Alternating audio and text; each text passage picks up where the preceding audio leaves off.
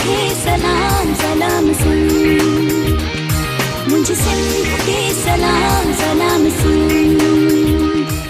बिस्मिल्लाहिर्रहमानिर्रहीम, अस्सलाम वालेकुम, सुबह बख़ैर, गुड मॉर्निंग। आऊं तव्हांजो पंहिंजो मेज़बान इरशाद जागीरानी तव्हांजे पंहिंजे प्रोग्राम सलाम सिंध में हाज़िर थी चुको आहियां। उम्मीद आहे तव्हां बिल्कुलु ठीकु ठाक हूंदो, ख़ैरियत सां हूंदो, मज़े में हूंदो। अल्लाह पाक जे हुज़ूर में हमेशह तव्हांजे लाइ नेक बख़्ती जे लाइ, तव्हांजे भागनि जे लाइ, तव्हांजी ख़ुशहालीअ जे लाइ दुआऊं घुरंदा आहियूं। अॼु बि उहे ई दुआऊं खणी तव्हांजी ख़िदमत में हाज़िर थिया आहियूं। बसि हिकिड़ी गुज़ारिश करणी आहे तव्हां सां, ज़िंदगी जा खोड़ सारा मामला हल थी सघनि था जेकॾहिं असां शुकुर अदा कयूं।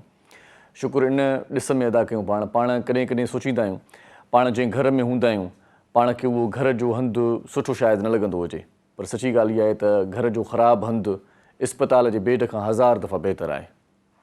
ऐं तव्हांखे वरी इहा ॻाल्हि ॿुधायां त खोड़ माण्हू जेकी तंगदस्तीअ जो असां सां उज़ुर पेश कंदा आहिनि त यार हथ तंग थी विया आहिनि, रिज़्क़ में इज़ाफ़ो न आहे, मज़ो न आहे। कोशिशि कंदा रहो, तंगदस्ती ख़तमु थी वेंदी। साह जी तंगी त न आहे न, साह जी तंगी उनखां वधीक ख़तरनाक आहे, अज़ियतनाक आहे। साह जी तंगी में माण्हू इस्पताल हलियो वेंदो आहे ऐं पोइ पाण जेको घर जो बिस्तरो पाण खे न वणंदो आहे, घर पाण खे न वणंदो आहे, पाण सोचींदा आहियूं त यार अहिड़ो घर हुजे, अहिड़ो घर हुजे, ऐं पोइ पाण बेड रेस्ट ते हूंदा आहियूं त उन वक़्तु अलाह जो शुकुर अदा कंदा कयो त तव्हांखे हिकिड़ो सुठो घर पिया आहे। सो इन्हनि सुठनि ऐं प्यारनि सनीहनि सां सुबुह जो पाण आगाज़ कंदा आहियूं।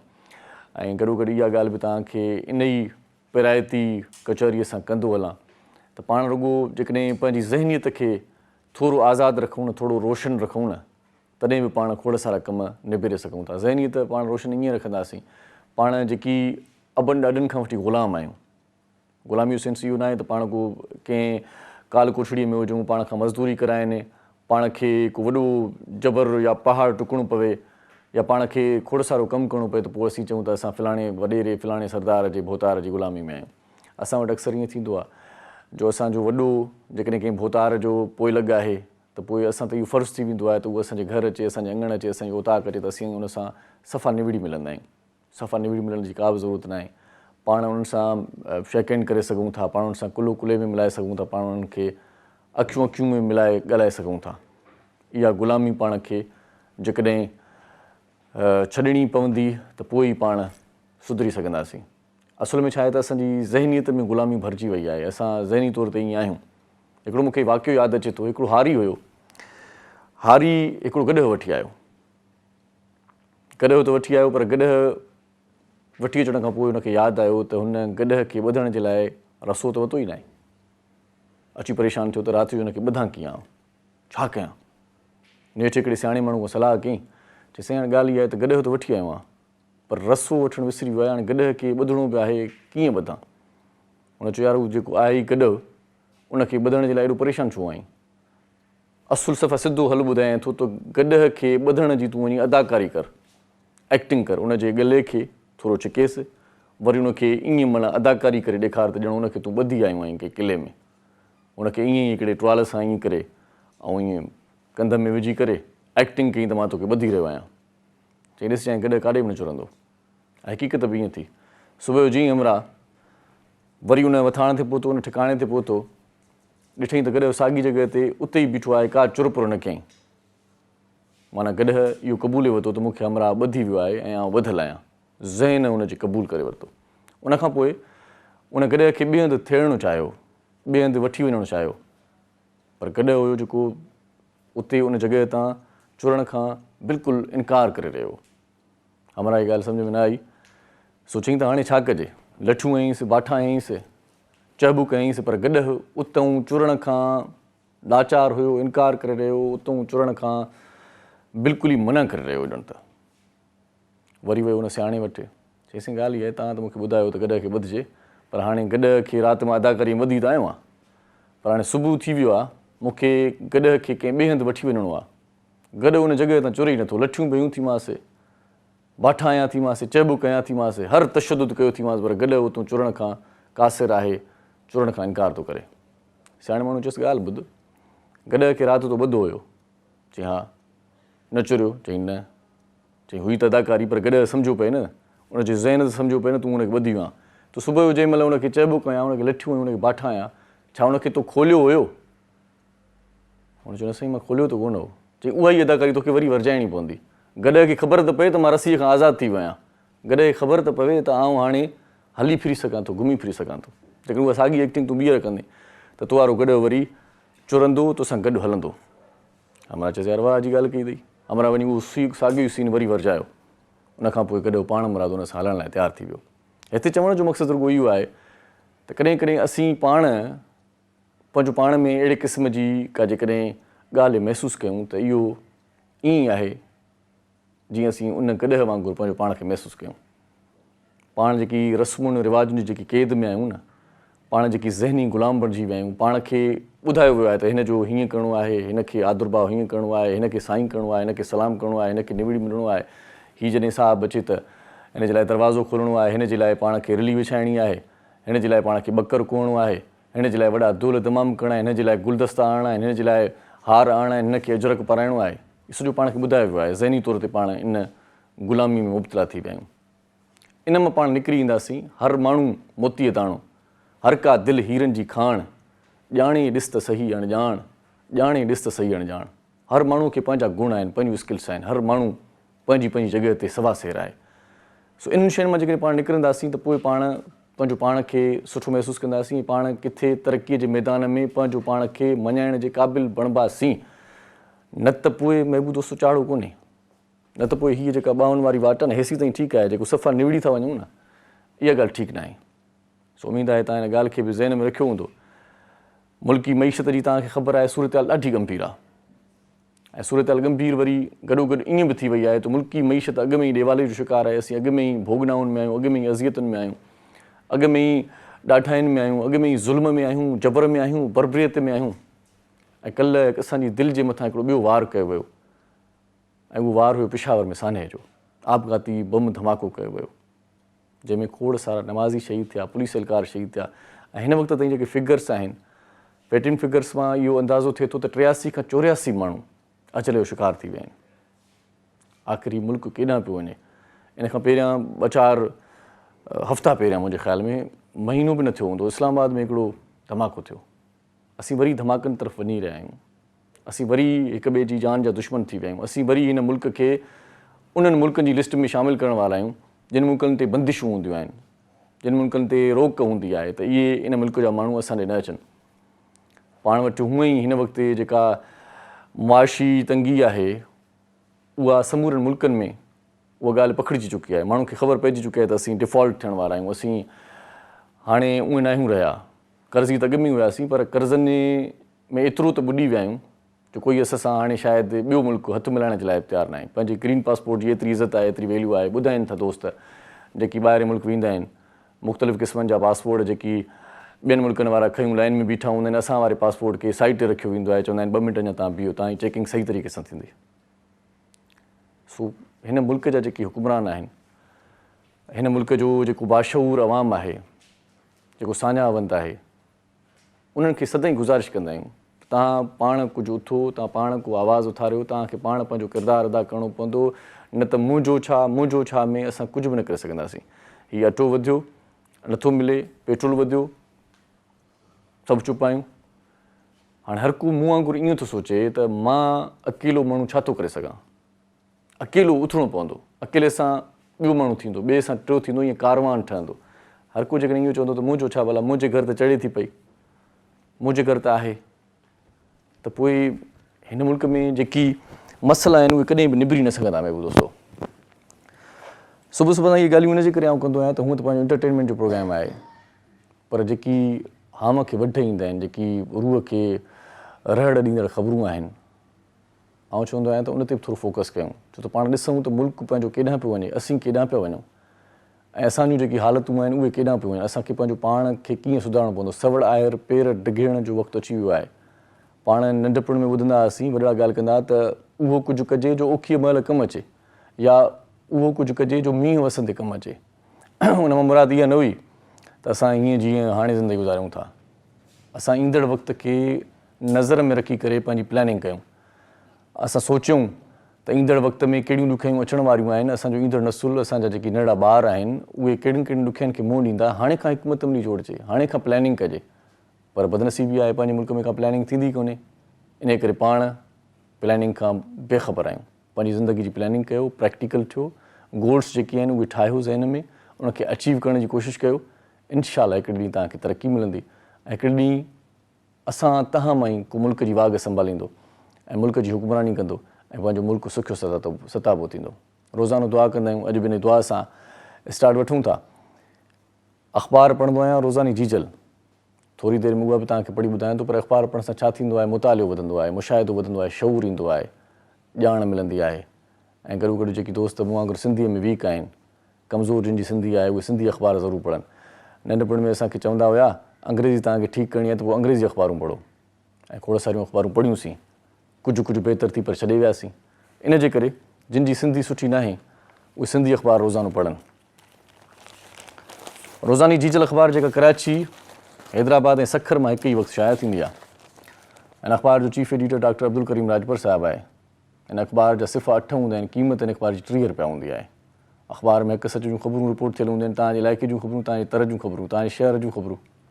इन खां सवाइ नेशनली इंटरनेशनली ख़बरूं, रांदियुनि जूं ख़बरूं, ज़राअत जूं ख़बरूं, सभई ख़बरूं हिन अख़बार ज़ीनत हूंदियूं आहिनि। अख़बार में अॼु लिखियलु आहे त अॼु अंगारे जो ॾींहुं आहे 31 जनवरी 2023 ऐं जेका इस्लामी तारीख़ आहे उहा आहे 8 रजब। रजब खां पोइ शबान आहे, पोइ वरी रमज़ान आहे, माना सफ़ा हाणे ईद बि वेझी अथव। अॼोकी अख़बार जेका लीड ख़बर छपी आहे, अख़बार जा ख़बर त छा हूंदा आहिनि, अख़बार जा 8 कालम हूंदा आहिनि टोटली। अॼोकी अख़बार जेका लीड ख़बर आहे 8 कालमनि ते मुश्तमिल आहे, माना हिकिड़ो वॾो सान्यो आहे, माना विच में को कालम रहियल न आहे। पूरी अख़बार जो जेका सुर्खी आहे उहा पूरी अख़बार जी सुर्खी तफ़ियल आहे हिकिड़ी ख़बर सां, ऐं उहा ख़बर ॾुख वारी ख़बर आहे। हीउ सान्यो आहे, सवाली निशान आहे असां ते, त असां अञा ताईं पंहिंजे मुल्क जो दिफ़ा न करे सघिया आहियूं, पंहिंजे मुल्क खे अमन अमान वारी सूरत हाल में ज़ाब्ते में न आणे सघिया आहियूं। लिखियलु आहे त पेशावर में दहशतगर्दनि जो पुलिस लाइन जी मस्जिद अंदरि आपघाती धमाको, 60 नमाज़ी शहीद, 157 ज़ख़्मी, तहरीक तालिबान ज़िम्मेवारी क़बूले वरिती। वज़ीर आज़म चवे थो त इस्लाम जे नाले ते नमाज़ दौरान मस्जिदुनि में मासूम शहरनि ते हमिलो बदतरीन फ़ैल आहे, इहो पाकिस्तान ते हमले खां घटि न आहे। ऐं जेका सुपर लीड जो की अख़बार ख़बर छपी आहे उहा इहा आहे त दोदापुर वेझो प्लाट जी मालिकीअ तां 2 धुरनि में रत सां रांदि, फायरिंग, पीउ पुटु सूदो, 6 ॼणा क़तल, 6 ज़ख़्मी, 6 ॼणा क़तल थी विया प्लाट जे मामले तां। क़ीमती जानियूं ज़ाया थी वञनि नंढे नंढे छेड़े तां। वक़्तु लॻंदो आहे कंहिंखे पढ़ाइण में, लिखाइण में, वॾे करण में, ऐं उन्हनि जानियुनि खे असीं जल्दी में ईअं ज़ाया करे छॾींदा आहियूं नंढी नंढी मासूमाणी हिकिड़ी ॻाल्हि तां।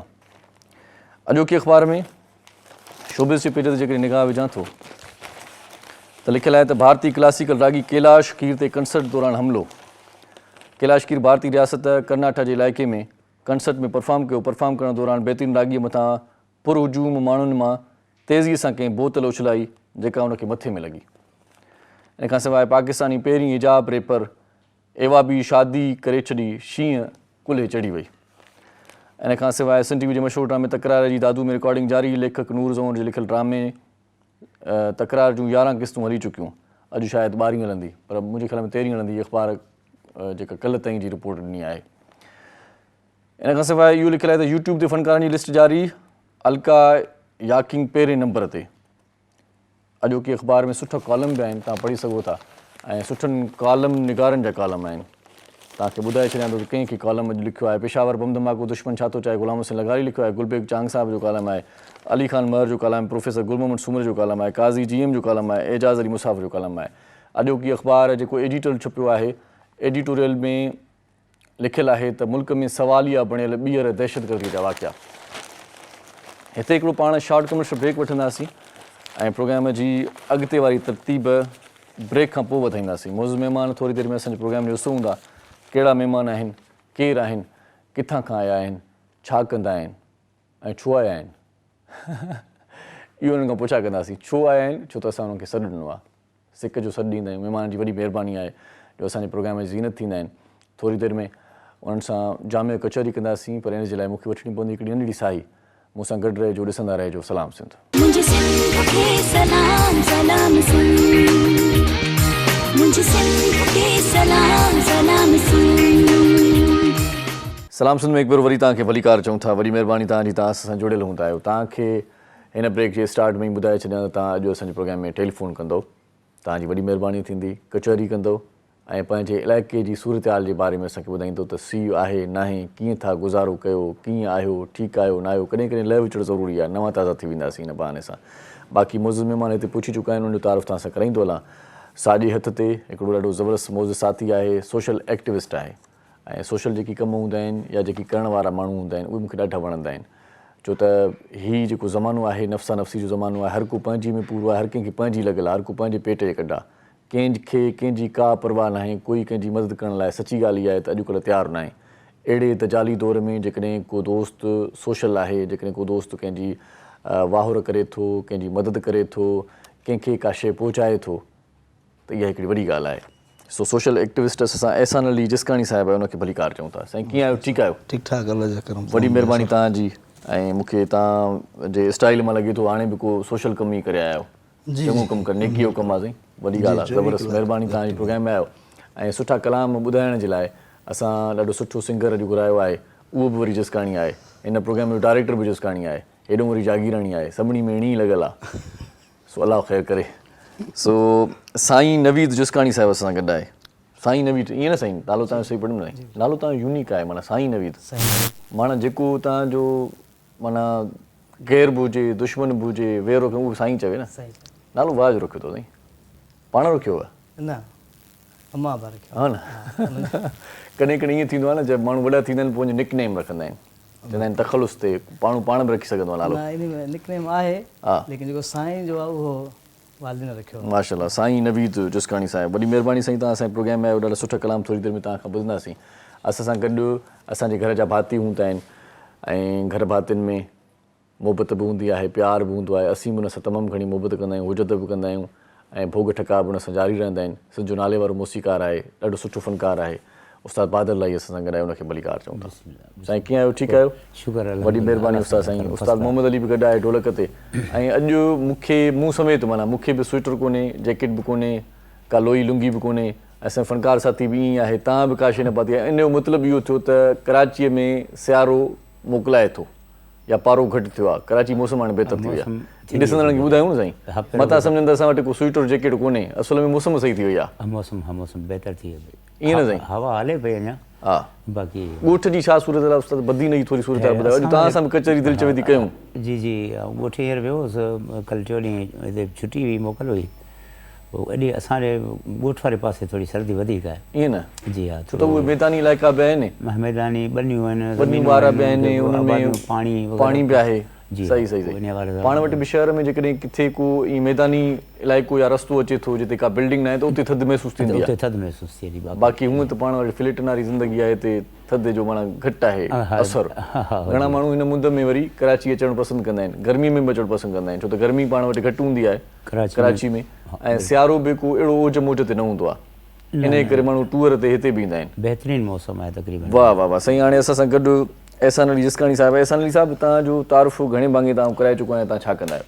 सर बाक़ी हाणे तव्हां पाण ॿुधाईंदव त कहिड़ो कमु कंदा आहियो जेको हिते माना ॻणाए सघूं त यार वाह वाह? न, बिल्कुलु वाह वाह त सभिनि जी थियणु खपे, ऐं वाह वाह जे लाइ कमु न कंदा आहियूं, पंहिंजी क़ौम जी ख़िदमत जे लाइ कमु कंदा आहियूं, त असांजी क़ौम वाह वाह सभिनी थियणु खपे।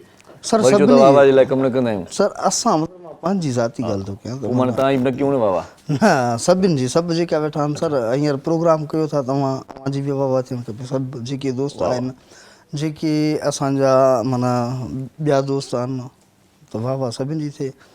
बाक़ी तमामु सुठो लॻंदो आहे सर, जेॾीमहिल सोशल कमनि में माण्हू ईंदो आहे न, सही, त मां तक़रीबन 2011 में सोशल कमनि में आयो हुउसि।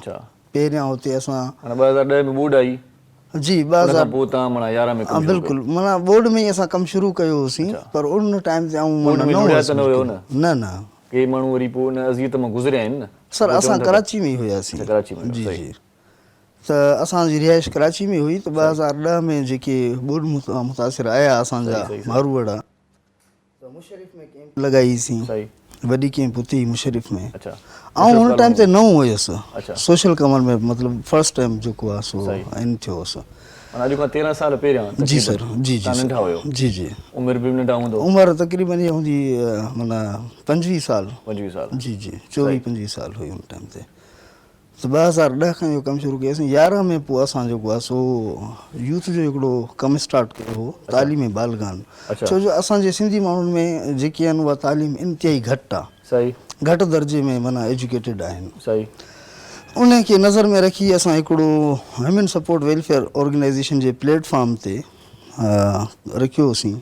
अच्छा त उन में असां माना जेको आहे सो प्राइवेट मैट्रिक करायूं पिया। उते असां सां गॾु दोस्त हुया, फयाज़ दिसकाणी हुयो, अच्छा ॿिया हुया। उन्हनि सां गॾिजी करे असां माना उन्हनि खे शाम जो जॉब खां अचण खां पोइ 2 घंटा एजुकेशन ॾेई पोइ उन्हनि खे असां मैट्रिक। अच्छा, माना ये तालीम बालगान जे लाइ हुई, माना जेके न पढ़ी सघिया या उमिरि जी वॾी थी जी वञे। जी जी उन्हनि जे लाइ अच्छा। प्राइवेट में असां कराईंदासीं। अच्छा अच्छा, उनखे सरकारी सर्टिफिकेट मिलंदो हुयो पोइ जी या? सर, जेका छोकिरा असां वटि ईंदा आहिनि न, अच्छा अच्छा, हाणे ॾिसो तालीम बस इहा तव्हां पढ़ी हिकिड़ो वरी डिग्री बाक़ाइदा सर उहो मिलंदी डिग्री process ॾिसो हुयो। न, माना एज लिमिट न आहे। बोर्ड ऑफिस में असां फॉर्म मोकिलींदा आहियूं, हिन महिल ताईं बि असां मोकिलींदा आहियूं। अच्छा अच्छा, अगरि मुंहिंजी एज 38 आहे, सही। मां न पढ़ी सघियो आहियां, सही। अगरि आऊं पढ़ी हाँ। ऐं 9th में प्राइवेट कयां थो त मूंखे डिग्री मिली वेंदी गवर्नमेंट अच्छा, जी, सही, सही। अॻिते बि कंटिन्यू करे सघां थो। फर्स्ट चङो ईयर रस्तो ॿुधायो था त जेकी न पढ़ी सघिया आहिनि या जिन जी हाणे अखि पटी आहे जी या जेकी पंहिंजे कमकार सां मसरूफ़ हुया या घर जा ॿार हुया कंहिं ज़माने में न पढ़ी सघिया त उहे पढ़ी सघनि था। बिल्कुलु हींअर पढ़ी सघनि था। सही। एज एजुकेशन जी लिमिट ई न आहे, एज सही। लिमिट।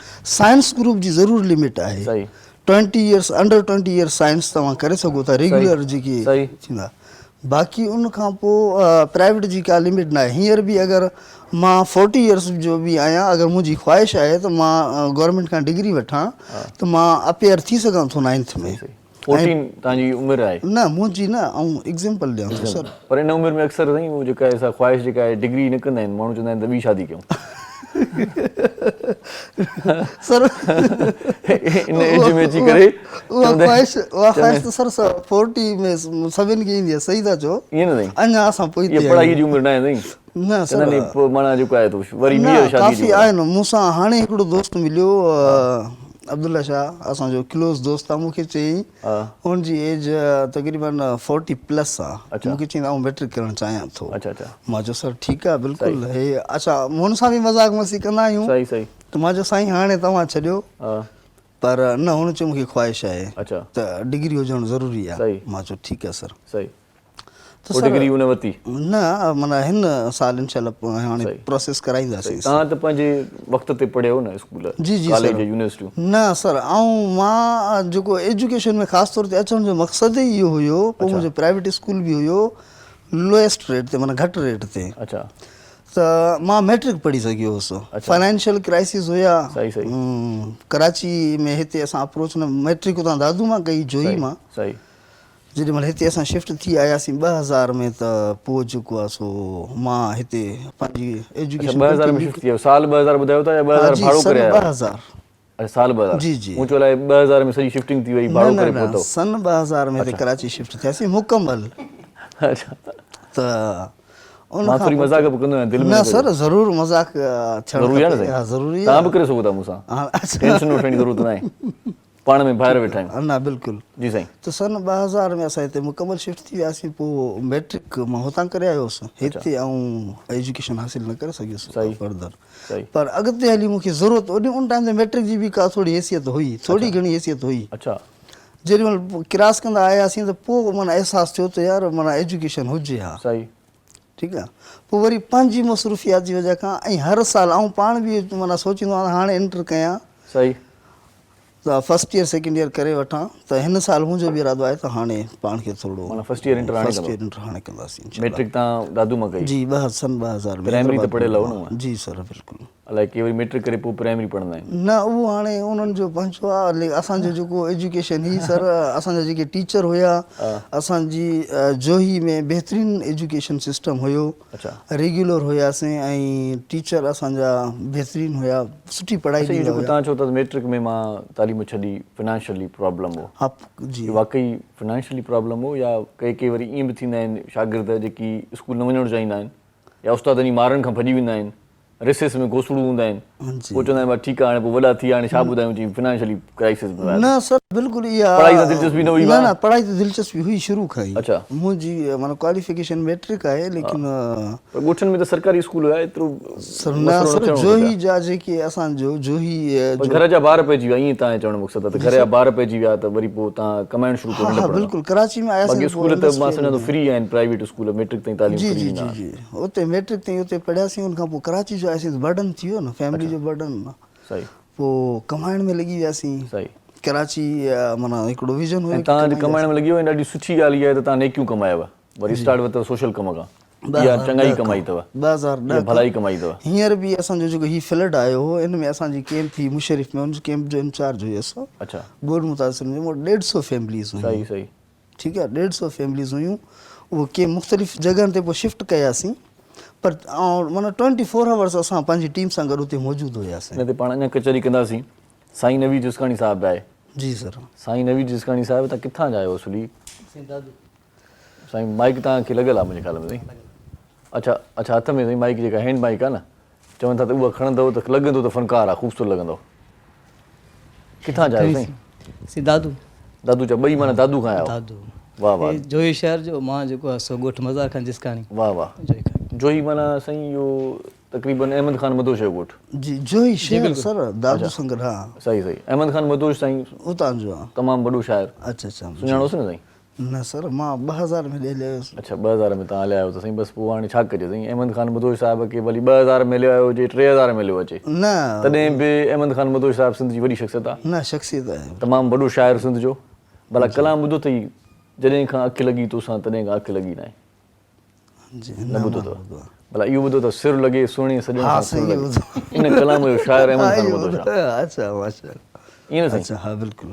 सिर लॻे मां पखी आहियां प्यार जो, हा प्यार जे इज़हार जो, इहो ॿुधो हा, इहो हूंदो, ॿुधो आहे। धार जो, हा इहो ॿुधो मूंखे न मारजो, माशा। इन्हनि कलामनि जो शाइर अहमद खान मदोश आहे। तव्हां हेॾे जोईअ जा आहियो, दादू जा आहियो, कॾहिं कोई पुछा करे वेठे अहमद खान मदोश खे नथा सुञाणो त उहो वरी खिलां कंदो तव्हां ते, इन करे तव्हांखे पहिरियां ॿुधाए छॾियां संगत में। सर न, इहो सुठी ॻाल्हि आहे। मां इन माना जेको आहे सो हाणे थोरो दोस्तनि सां अदीबनि सां मूंखे त माना हिनखे तव्हांजे हिन जवाब खां मूंखे ईअं थो लॻे तव्हां नंढपण में जेकॾहिं कराची अचो आहे त पोइ जेकॾहिं तव्हां जेके माइट मिट जो नालो खणो आहे तव्हां चओ मां न सुञाणा।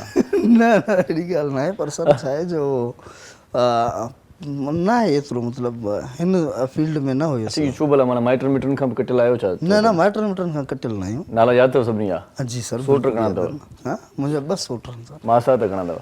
मासात मुंहिंजा गंज आहिनि, 12-13 मासात। ईअं माना ॻण में देरि लॻंदी माना? हा। मासातनि जा ॿार घणा आहिनि?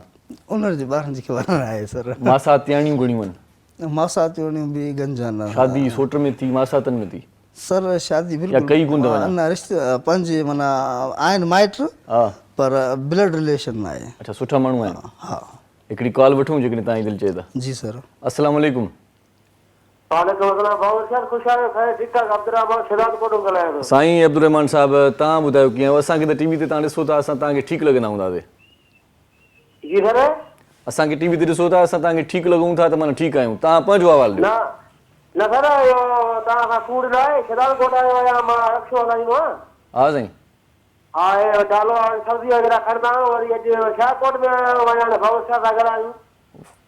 वाह साईं वाह, महिरबानी साईं, तव्हां मूंसां ॻाल्हायो था, तव्हांजा लख थोरा आहिनि। इहे छा ॻाल्हाईंदो? को सुवालु आहे, कुझु पुछणु चाहियो था, कुझु ॿुधणु चाहियो था, कुझु ॿुधाइणु चाहियो था? हा सर, गानो तव्हांखे ॿुधाईंदुमि, कल्ह तव्हांखे गानो ॿुधायां पियो, अध में वरी कॉल कटिजी वई। सर कल्ह जेको आहे सो असां टेलीफोन ते कासाई विहारियोसीं हिकिड़ो, अॼु डायरेक्टर पाण वेठो आहे। कल्ह टेलीफोन लाइन ते हिकिड़ो कासाई वेठो जेको कटे पियो, अॼु डायरेक्टर पाण वेठो आहे। तव्हां ॿुधायो? कटण लाइ छा कटण न, काल न कटींदा, हाणे जेकॾहिं देरि कंदो त पोइ कटिजी वेंदी। हाणे ॿुधायो। हाणे गानो तव्हांखे ॿुधायां थो। वाह वाह कयो साईं। सजण साईं मिठा मारू, ओ गरीबन जी तोखे पारत आ, वाह ओ साईं। गरीबन जी तोखे पारत आ, सजण साईं मिठा मारू, ओ गरीबन जी तोखे पारत आ। वाह साईं वाह, वाह साईं वाह, ॾाढो सुहिणो साईं, वॾी महिरबानी तव्हांजी। तव्हां असांजे प्रोग्राम में टेलीफोन करे असांखे ख़ूबसूरत गीत ॿुधायो। इहो कलाम बि तव्हां ॿुधो हूंदो? हा बिल्कुलु। इन कलाम जो शाइर गुलाम कादर ख़ाइल हुयो। गुलाम कादर आहे बल्कि। जी जी सर। अलाह हुनखे जन्नतुल फिरदौस में जॻह अता फरमाए। हाणे वेझड़ में हुनजो इंतकाल चओ, वफ़ात चओ, विसाल चओ, थी वियो आहे। ॾाढो भलो माण्हू हो जी, नियत वारो माण्हू। हीउ कलाम हुनजो आहे। हाणे तव्हांखे शाइर अॼु मां सॼी प्रोग्राम ॿुधाईंदो वेंदुमि। बसि माना इहो अॼु मुंहिंजी तमामु जेको इहो शाइर हुयो जंहिं कलाम हुयो गुलाम कादर ख़ाइल, जेको वफ़ात करे वियो, उहो शिकारपुर जो हुयो। शिकारपुर गुलाम कादर नालो हुयो हुनजो, ख़ाइल हुनजो तख़ल्लुस हुयो, ज़ात जो सुमर हुयो। नालो ॿुधल आहे गुलाम कादर। ईअं न साईं, तव्हांखे केॾी नाले ॾिनी मां सुहाण? बिल्कुलु।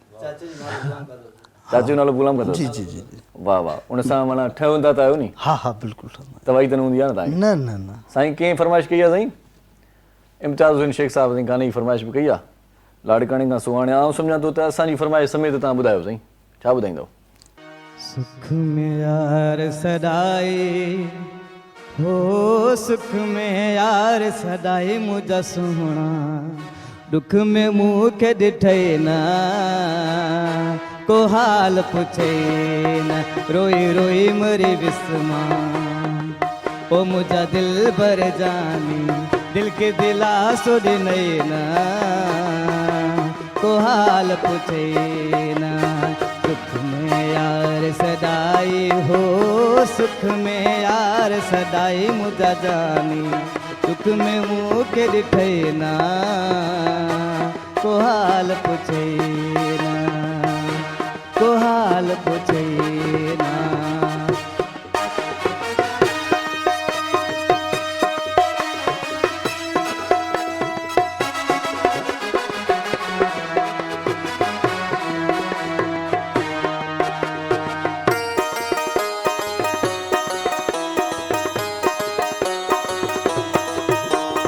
दिल जो करे वे जख्मी मुंहिंजी दिल जो करे वे जख्मी मुंहिंजी सा दिल चाक कई ना को हाल पुछे ना रोई रोई मरी बिस्मा ओ मुझा दिल भर जाने दिल के दिलासो ॾिनई ना को हाल पुछे ना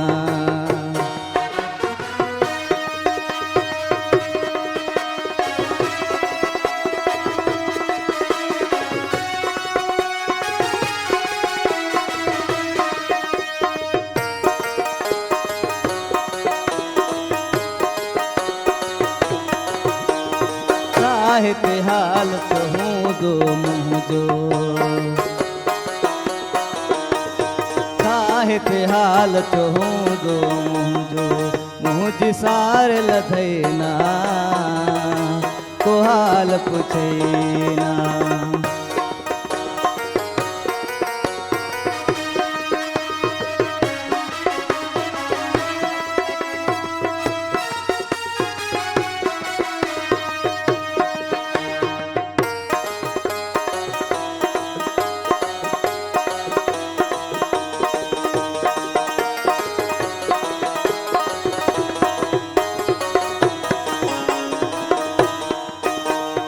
अली शेर चांडा रोई दुरयस्मा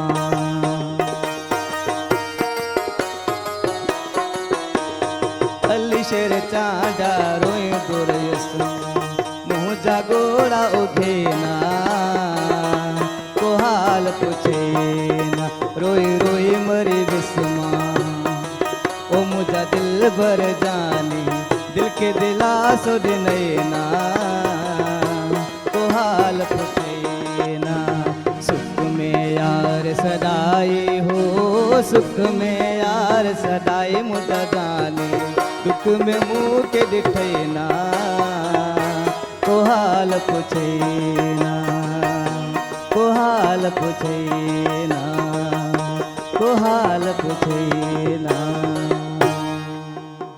लो एॾो ॾुखियो गानो साईं असां ज़रे घटि रोअण वारा हुआसीं तबाही करे छॾियो उथंदा सती एॾो दर्दीलो कलाम तव्हां कीअं ॻायो साईं दोरी अड़ तो हले तो बस इहो दर्द किथां आयो ये दर्द दिल में बाहे महंगाई जो बाहे हाल इहो तव्हां असां हिसाब किताब कयूं था हिन कलाम जे बारे में हिकिड़ो शॉर्ट कमर्शियल ब्रेक था वठूं मोटी था अचूं इहो हाणे तव्हां खां इंटरव्यू कंदासीं त तव्हां इहो दर्द किथां आंदो गॾु रहिजो ॾिसंदा रहिजो सलाम सिंध मुझे सिंध के सलाम सलाम सिंध मुझे सिंध के सलाम सलाम सिंध सलाम सिंध में हिकु भेरो वरी तव्हांखे भली कार चऊं था वॾी महिरबानी आहे तव्हांजी तव्हां असां सां सहकार कंदा आहियो सहकार इहो हूंदो आहे तव्हां असां प्रोग्राम ॾिसंदा आहियो असां तव्हांजे करे तयारु थी हिते ईंदा आहियूं तव्हांजी नॉलेज में इज़ाफ़ो करण जे लाइ ईंदा आहियूं तव्हांखे इंटरटेन करण लाइ ईंदा आहियूं विंदराइण लाइ ईंदा आहियूं तव्हां असां सां गॾु हूंदा आहियो ऐं अॼु बि गॾु हूंदो टेलीफोन कंदो असांखे बेहदि ख़ुशी थींदी हिन लम्हे हिकिड़े ॿिए असांजे साथी असांखे जॉइन कयो आहे ॾाढो सुठो तर्जे निगार आहे मुख़्तलिफ़ TV चैनल्स ते हुनखे तव्हां ॾिसंदा आहियो असांजे चैनल ते बि ईंदो रहंदो आहे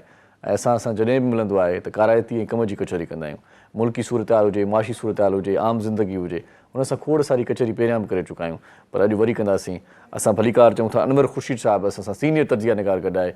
अस्सलाम वालेकुम सर। वालेकुम कैसे हैं सर? ठीक है, अल्हम्दुलिल्लाह, बिल्कुल। बहुत शुक्रिया सर, आप हमारे प्रोग्राम में तशरीफ लाए। आपसे बातचीत करेंगे लेकिन एक हिसाब किताब रहता है भाई साहब के साथ, पहले इनको निपटा लें। अदा इहो जेको आहे सो साईं नवीद माशाल्लाह नालो तुंहिंजो ॾाढो ज़बरदस्त आहे यार, इहो मूंखे वणे थो नालो, हक़ीक़त ई आहे। पर हाणे ॻाल्हि इहा आहे त तोखे ॻाइण जे लाइ कंहिं भला इहो चयो, उहो हमरा जो नालो त थोरो ॿुधाए मूंखे। माइक ते ॻाल्हायो नी, मां पाण ई आहियां। माइक ते ॻाल्हायो। मां पाण ई आहियां। साईं पोइ हाणे इहो सज़ा कंहिंखे ॾियूं? मूंखे ॾियो। मज़ाक मस्ती मां कंदो आहियां, दिलि जो शौक़ु आहे, ॻाइणु घुरिजे, सभिनी ॻाइणु घुरिजे। ख़बर अथव ग़म तनाई ऐं जॾहिं क्रोध दिलि में ममण मचाईंदो आहे न, दर्द जब हद से गुज़रता है तो गा लेते हैं, ॿुधो अथव न? माण्हू ॻाए पंहिंजी जेका आहे सा फ्रस्ट्रेशन बि मिटाए सघे थो, माण्हू पंहिंजी जेका आहे सा कावड़ बि ख़तमु करे सघे थो, ऐं माण्हू ॿियनि खे डिस्टर्ब न करे। बसि चवण जो मक़सदु इहो आहे। कॾहिं खां ॻाइणु शुरू कयो अथव? साईं मूं त टाइम घणो थियो आहे, बहरहाल जेको शौक़ु थियो सो 2019 खां, मतिलबु हिकिड़ो 2019 खां? हा, आज़ादु थियासीं, टाइम मिलियो। अच्छा, आज़ादु जेल में वियो छा? आज़ादु जी तव्हांखे ॿुधायां थो, हिते असां थोरो माइक ते मथे सही ॻाल्हायो। फ़नकारनि सां गॾु सेल्फियूं त कढाईंदा आहियूं, हा हा, पर अगरि को चाहे ॻाइण जे लाइ त उनखे चवंदा आहिनि यार इहो मिरासनि जो कमु आहे, छा था कयो। सही ॻाल्हि आहे। ठीकु आहे, सही। इन जे करे असां पोइते रहिजी वियासीं। न की इन ताने जे करे हिकिड़े जुमिले जे करे त माण्हू छा चवंदा? मतिलबु टाइम हींअर बि मां क्रिकेट खेॾंदो आहियां। अच्छा, हाणे क्रिकेट खेॾंदो स्पोर्ट सुठी ॻाल्हि आहे, सही। पंहिंजे नंढनि खे बि वठी वेंदो आहियां। हाणे चवंदा आहिनि यार अच्छी ॾाढी थी क्रिकेट पियो खेॾी, मतिलबु सभु ख़तमु। पोइ ॾाढी तव्हां बि रोज़ लाईंदा कयो, माण्हू ख़बर ई न पवंदी ॾाढी अची अथव या न? असां शायदि आफ़रीद सां सेल्फियूं कढाईंदासीं, लेकिन असांखे चवंदा त यार अच्छी ॾाढी आहे क्रिकेट पियो थो खेॾी, ॿियो कोई कमु कर। त ॻाइण जो हिसाबु किताबु इहो, सो टाइम घटि मिलियो, इन जे करे बसि जेको बि आहे मतिलबु दिली शौक़ु आहे। सही, तव्हां माना घटि कलाम ॻाए सघिया, थोरो अर्सो तव्हांखे मिलियो आहे। उस्ताद सिखण जो उस्ताद को कयो अथव साईं? चवंदा आहिनि त बे उस्ताद फनकार न हुजे। हा, उस्ताद आहे। वाह वाह, शमन बेराणी आहे, शाइर जेको आहे। शमन बेराणी साहब? हा साईं। उन तव्हांखे बाक़ाइदा ॿुधी करे सॻो ॿुधो आहे साईं? ॿुधी करे सॻो ॿुधो आहे, ऐं जेको आहे सो उहो ख़ुशि आहे, तबियत सही आहे हुनजी? अलाह बहितर ॼाणे। पोइ हिकु प्रोग्राम ॾिसण खां पोइ अलाह मालिक आहे। अच्छा, माशाल्लाह। कॾहिं भला ईअं स्टेज ते को शादियुनि वादियुनि में ॻायो अथव? हा, असीं शादियुनि ते ॻायो आहे। अच्छा, पंहिंजनि ते घोर पवंदी आहे? हा, या घूरे ॾिसंदा आहिनि माण्हू? न, घोर बि पवंदी आहे। माशाल्लाह। पोइ अलाए पंहिंजो टाइम बचाईंदा आहिनि, पैसा ख़तमु कयो वञे, या पोइ पसंदि अची वेंदो आहे बहरहाल। वाह वाह। पंहिंजो को एल्बम, को गीत, को चैनल, को यूट्यूब वग़ैरह? साईं चैनल वग़ैरह कुझु बि न आहे। गीत मूं एल्बम कयो, बहरहाल मूंखे पाण खे पसंदि कोन आयो, त पोइ हुनजे करे। साईं माना इहो ॾुख जहिड़ी ॻाल्हि कई। तमामु पाण खे तव्हांजी पसंदि एल्बम जी मां तव्हांखे कहाणी ॿुधायां त मां प्राइवेट जॉब कंदो आहियां हिते। मां हुते उस्ताद शमन खे चयो, ऐं ॿियो नूरल जिस्कानी, उनखे चयो मुंहिंजो कलाम ठाहिजो। शमन बेराणी खणंदा वञो, माण्हू वरी शमन मीराली सम्झंदा, उनखे फोनियूं कंदा, साईं छा इशारा हे ज़ुल्म ना का? साईं उस्ताद शमन बेराणी मोरे जो, उनखे चयो कलाम ठाहे छॾिजो। त मूं तारीख़ फिक्स करे छॾी, मुंहिंजो 4 ॾींहं जी छुटी वठी ईंदुमि, त जीअं रिकॉर्डिंग थी वेंदी आहे। मां असीं हितां बॉस खां छुटी वरिती, उते पहुतसि, को कलाम बि कोन हुजे, कुझु बि न हुजे उते। मतिलबु कंहिंजी पुछड़, कंहिंजी अधे करे एल्बम कयोसीं, ख़र्चो कयोसीं। पर जॾहिं मूं पाण ॿुधो, उनजी वीडियो बि जेको मूं ठाही, ऐं CD बि ठाराई, हर शइ ठाही, जॾहिं मूं पाण ॿुधो त मज़ो न आयो। पोइ बि तव्हां ॻायो था वरी? इन खे सवली सिंधी में चवंदा न कंदो, सच में छा आहे। हिकिड़ी कॉल वठूं था, असां सां गॾु केरु आहे ॾिसूं। अस्सलाम वालेकुम। हेलो जी, अस्सलाम वालेकुम। वालेकुम अस्सलाम। केरु पिया ॻाल्हायो? बिल्कुलु इरशाद पियो ॻाल्हायां। तव्हां केरु पिया ॻाल्हायो? जी मां शाइस्ता ॻाल्हायां थी, कोयटा मां। शाइस्ता, कीअं आहियो? ठीकु आहियो? ख़ैरियत सां आहियो? मज़े में आहियो? जी जी अल्हम्दुलिल्लाह। अदा इरशाद से नथा ॻाल्हायो तव्हां? जी बाबा, मां इरशाद ई ॻाल्हायां पियो, इरशाद जागीरणी ॻाल्हायां पियो। चओ त मां क़ुर जो कसम खणा, मूं ते कोई इतबार कंदो ई न, अलाए छो मुंहिंजो आवाज़ ॿियो थो अचे छा? हेलो जी जी, इरशाद पियो ॻाल्हायां। जी जी अदा, बसि मूंखे तव्हां सां सिर्फ़ु ॻाल्हाइणो हो, मूंखे तव्हांजी आवाज़ ॿुधणी हुई, और टॉपिक जो त मूंखे कुझु ख़बर न आहे। सही सही, आवाज़ मुंहिंजो सही थो अचे? हेलो, वाह वाह, अहिड़ा कॉलर हुजनि, सिर्फ़ु आवाज़ ॿुधण जे लाइ कॉल कयूं। हेलो जी जी जी जी, आवाज़ अचे पियो? हेलो हलो, कॉल डिस्कनेक्ट थी वई। साईं वाह वाह, छा चयव साईं? इहो नक जी पकाई? यार माण्हू ॾाढो भलो आहे तूं, हक़ीक़त इहा आहे त मञे थो, तस्लीम करे थो। कल्ह गुलाम हुसैन उमराणी बि हिकिड़ी वीडियो जारी कई, हुन में तस्लीम कई त मूं ग़लती थी वई आहे ऐं अवाम खां मां माफ़ी थो घुरां, पर तव्हां मञो था इहा हिकिड़ी वॾी ॻाल्हि आहे। सही, बसि दिलि जो शौक़ु आहे। पोइ भला इहो ॿुधायो त इन कलाम ते जेके कलाम तव्हां ॻायो था माशाल्लाह, कहिड़ा माण्हू जेके तव्हांखे वॾो सुठो फीडबैक ॾींदा आहिनि पंहिंजनि में, घर में घरवारी चवंदी आहे सुठो ॻायो था, दोस्त चवंदा आहिनि सुठो ॻायो था, हिमत अफ़ज़ाई त को कंदो हूंदो? दोस्त चवंदा आहिनि पंहिंजा जेके आहिनि उहे चवंदा आहिनि इहे तव्हांजा किथे ग़लतियूं हूंदियूं आहिनि, चवंदा आहिनि तूं वीक आहे, थोरो महिनत कर। सही। बाक़ी घर वारा त ॻाल्हि कई न, कल्ह ईअं रियाज़ बि कर सुबुह जो न, रियाज़ बि कंदा आहियो? त थोरो कॾहिं कॾहिं। वाह वाह। त ॿार बि चवनि भाउ छा पियो थो करे, इहो छा आहे? मूं चयो भाउ मां टाइम पास पियो थो कयां। अच्छा, रियाज़ में छा कंदा आहियो साईं? रियाज़ जो तरीक़ो कहिड़ो हूंदो आहे, छा कंदा आहियो? साईं ईअं पंहिंजे तरफ़ां आलाप कंदो आहियां या नात पढ़ंदो आहियां, नात पढ़ंदो आहियां। अच्छा, माना को बाजो या हारमोनियम वॼाईंदा आहियो? न साईं, को सरगम को कुझु, इहे रियाज़ करण जा वरी तरीक़ा इहे आहिनि न? सर कुझु बि न आहे, सरगम या बाजो वग़ैरह न आहे। अच्छा, रुॻो तव्हांखे गम आहे बसि ऐं इहो गम तव्हांजो सर सहे थो, इहो थी वियो सरगम।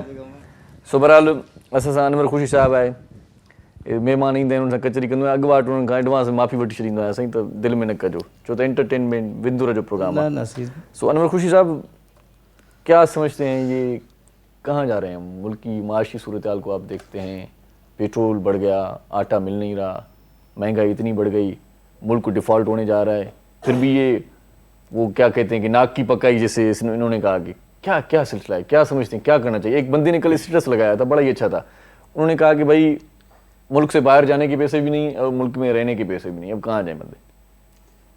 बिस्मिल्लाहिर्रहमानिर्रहीम।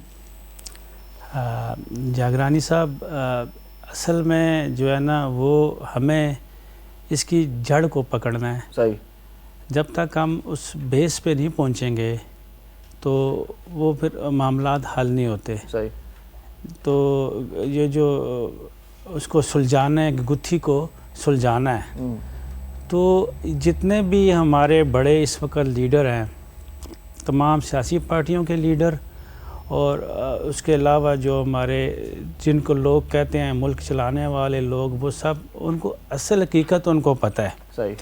ये नहीं है कि वो नासमझ हैं या नाड़ी हैं या नहीं कर सकते, वो सब कुछ कर सकते हैं, मगर बीच में मसला आ रहा है। एक तरफ दो तरफ़े हैं आमने सामने, जैसे दो टीमें आमने सामने खेलती हैं, दो मुल्क आमने सामने जंग करते हैं। सही। इस वक्त पाकिस्तान में दो चीज़ें हैं आमने सामने, एक तरफ है कौम, अच्छा, नेशन, और दूसरी तरफ है अना।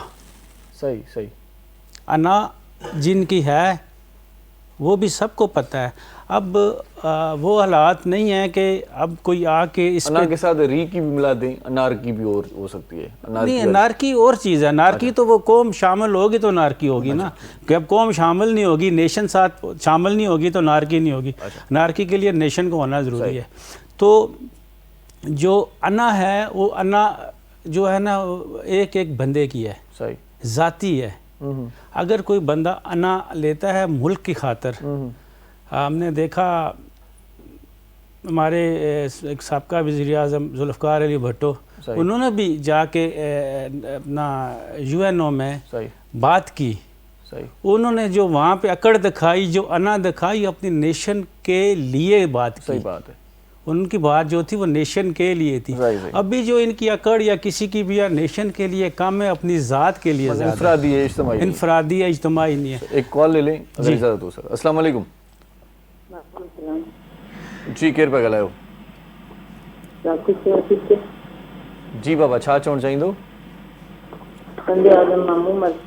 जी, टंडे आदम मां कोमल था ॻाल्हायो, छा चवणु चाहींदो? महिरबानी वॾी तव्हांजी। को सवाल के महिमान खां कुझु करणु चाहियो?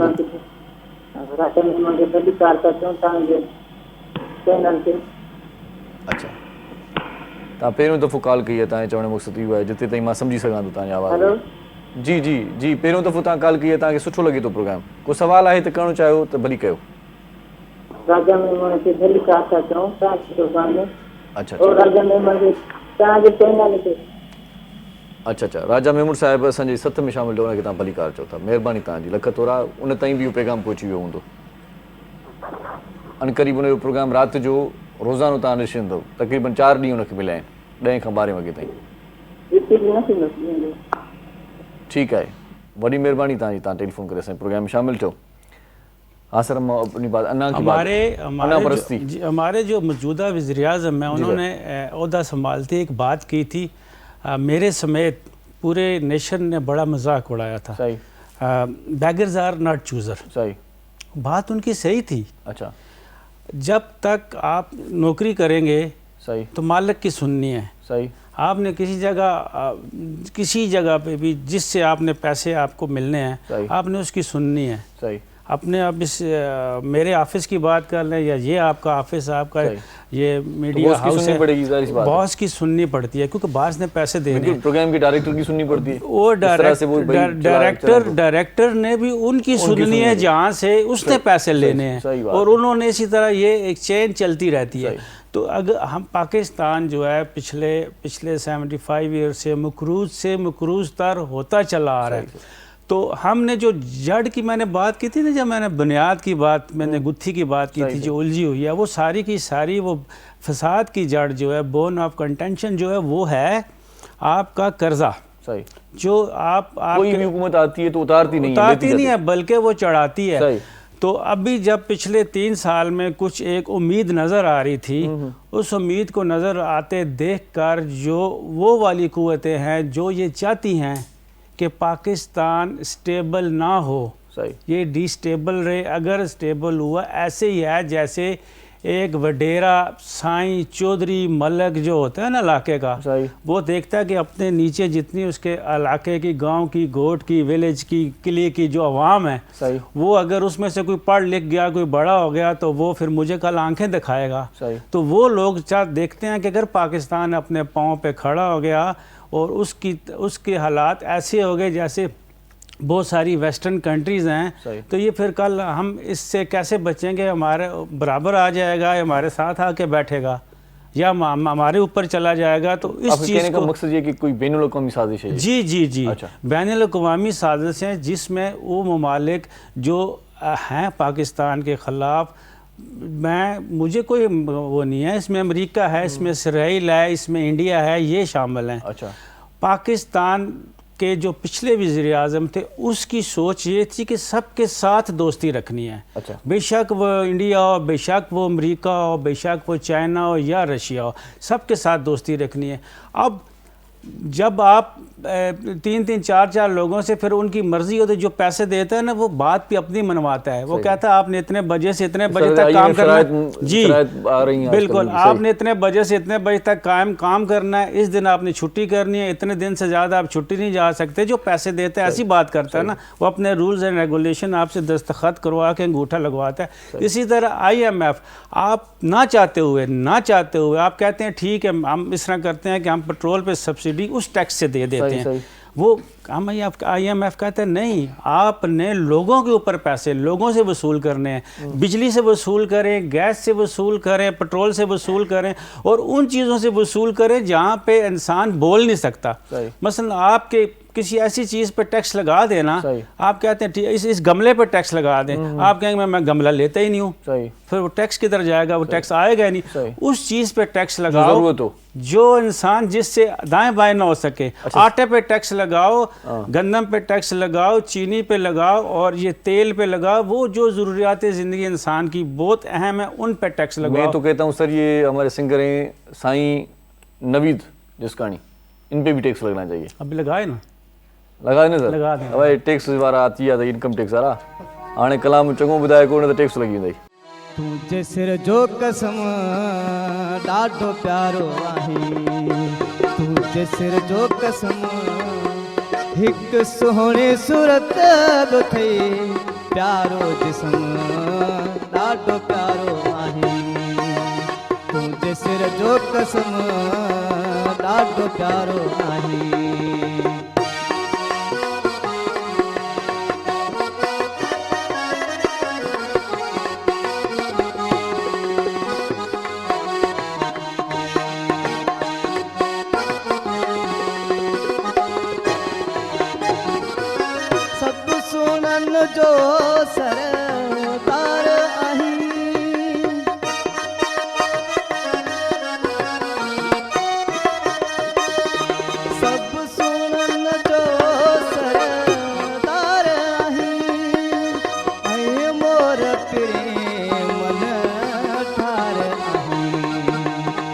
तारीफ़ कयां तुंहिंजी सोहणा सनम छा तारीफ़ कयां तुंहिंजी सोहणा सनम हिकु सुहिणे सूरत बि अथई प्यारो जिस्म ॾाढो प्यारो आहीं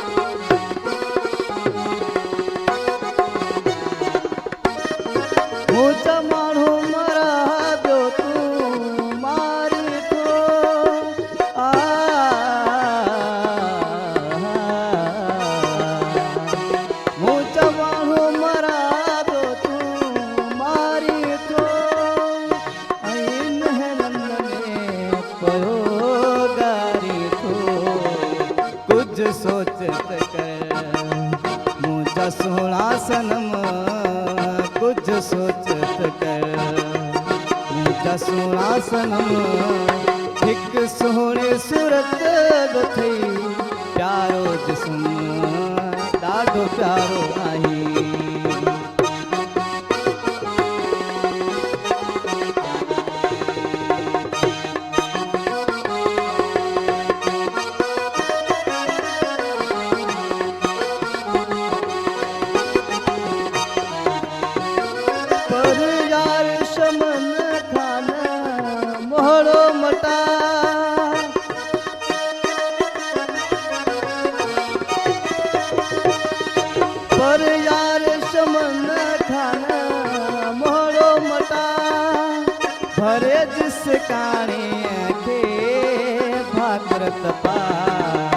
छा तारीफ़ कयां तुंहिंजी सोहणा सनम छा तारीफ़ कयां तुंहिंजी सोहणा सनम हिकु सुहिणे सूरत बि अथई प्यारो जिस्म ॾाढो प्यारो आहीं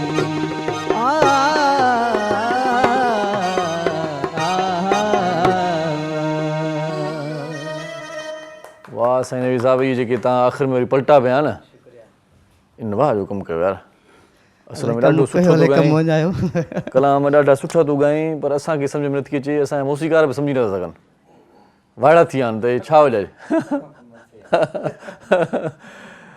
सो हिते ब्रेक वठूं था ऐं मोटी अचूं था ईअं हिमत अफ़ज़ाई थींदी आहे भोग टका बि थींदा आहिनि गॾु रहिजो ॾिसंदा रहिजो सलाम सिंध मुंहिंजी सिंध खे सलाम सलाम सिंध मुंहिंजी सिंध खे सलाम सलाम सिंध सलाम सिंध में हिकु बार वरी तव्हांखे भलीकार चऊं था मौज़ में मां 3 पुतल आहिनि उन्हनि सां कचहरी पंहिंजी बाक़ाइदा जारी सारी आहे सो असां सां गॾु सोशल एक्टिविस्ट आहे एहसान अली जुस्कानी साहिबु सो तमामु घणा सुठा नेकीअ वारा कम तव्हां ॿुधायो पिया त हिकु त तव्हां माना पाण बि पढ़ियो ॿियनि खे पढ़ायव हाणे हिन वक़्तु ताज़ी तव्हांजी छा सूरत हाल आहे कहिड़ियूं एक्टिविटीज़ हलनि पियूं कंहिंखे फोकस कयो अथव हा उन्हनि ते असां कमु करे रहिया आहियूं ईअं माना फुर्त थियो मां चयो अलाए सुस्ती वठी वई न उन्हनि ते कमु करे रहिया आहियूं ऐं हुते पुठियां अञा ताईं काफ़ी इलाइक़ा अहिड़ा आहिनि जिन्हनि में पाणी जी वजह खां माण्हू नथा मोटी सघनि घर किरी पिया आहिनि माण्हुनि जा जेके ठाहे नथा सघनि सही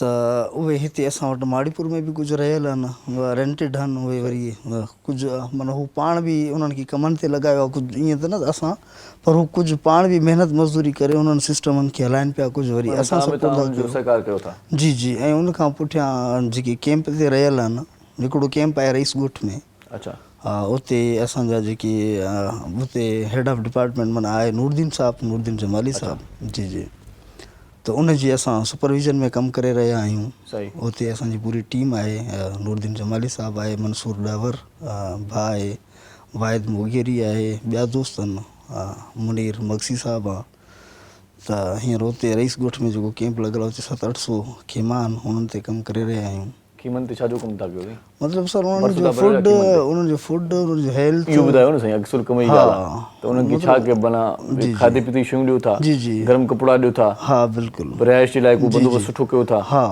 की मचो कचहरियूं कयूं था छा कयो था उहो कम जी ॻाल्हि आहे त उन में जेके जिन्हनि टेंट ॾिना उन्हनि खे हा ऐं सुठी रिहाइश ॾिनी आहे सही उन्हनि खे उनखां पोइ जेको आहे उन्हनि खे फूड ॾियूं था, खाधो पीतो, सही। मेडिकल हेल्थ, ठीकु आहे। मेडिकल उन्हनि खे पासे में जेके हुते असां कैंप्स लॻाईंदा आहियूं, अच्छा मुख़्तलिफ़ ऑर्गेनाइज़ेशन जे सहकार सां, सही सही ऐं इहे जेके कम आहिनि सोशल कम हुते हलनि सही। पिया। इहो मुतासिर तव्हां कंहिंखां थियो भला इहे सोशल कम?